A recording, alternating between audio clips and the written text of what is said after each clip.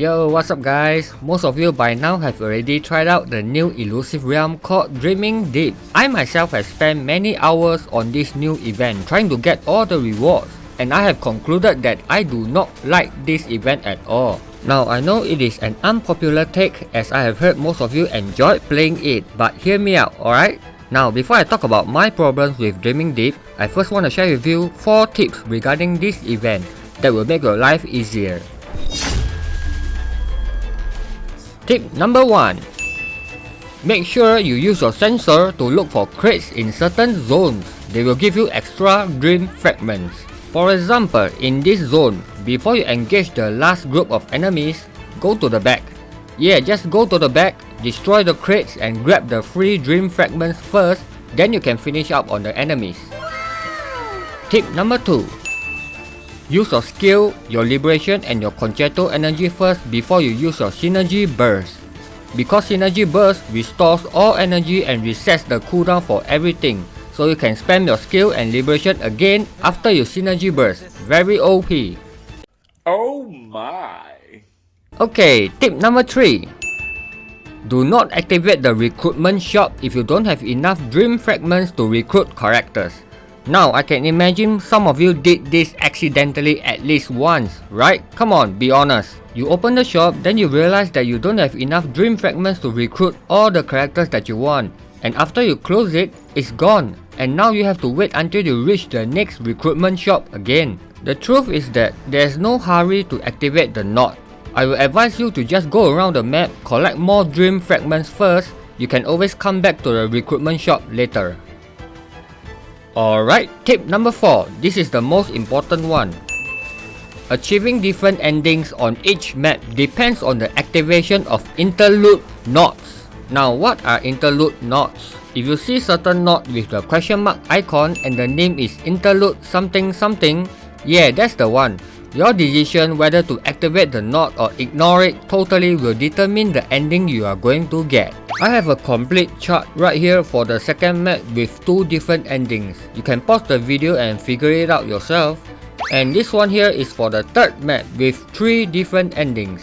So for example, okay, if you want to achieve the Eternal Watch ending, you will need to activate the interlude Aether Fiends knot and ignore the interlude Woolly Warrior and interlude Merge Leader knots. That's it. So if you're wondering how to achieve different endings for each map, now you know. You're welcome. Alright, that's all for the tips. Now that we got that out of the way, let's talk about the problems that I have with Dreaming Deep. Why do I not enjoy this new event?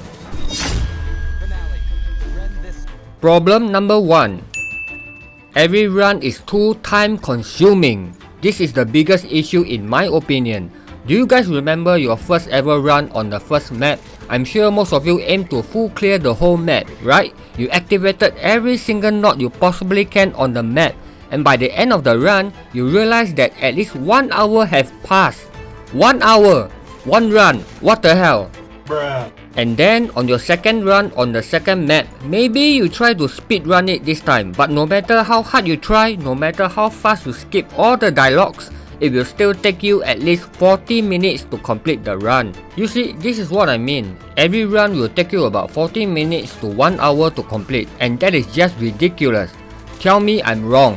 It is just too damn long to be honest. Which brings me to problem number 2. This game mode is too repetitive.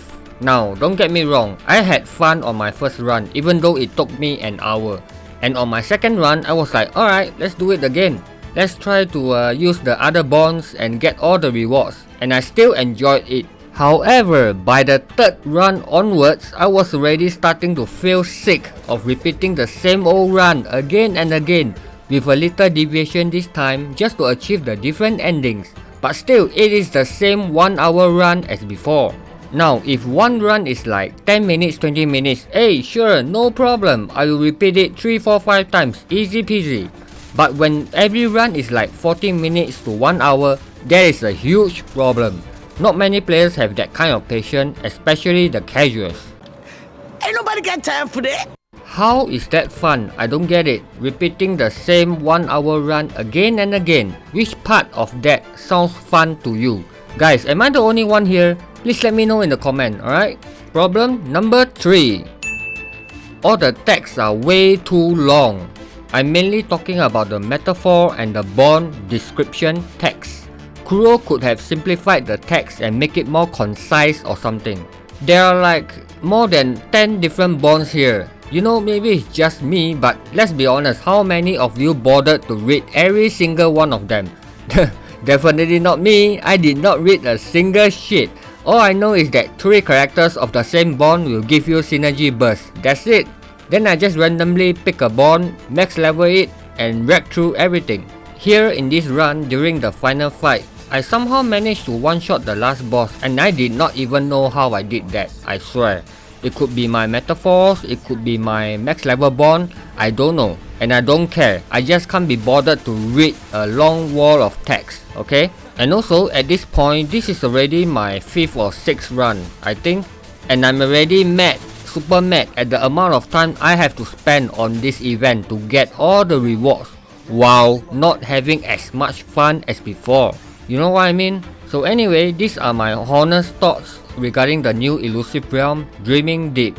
There are definitely a lot of room for improvements. I'm gonna stop yapping now, but please let me know in the comment if you agree or disagree with my honest take, alright? I hope you guys also find my 4 tips helpful, and I'll see you guys in the next one. Ciao!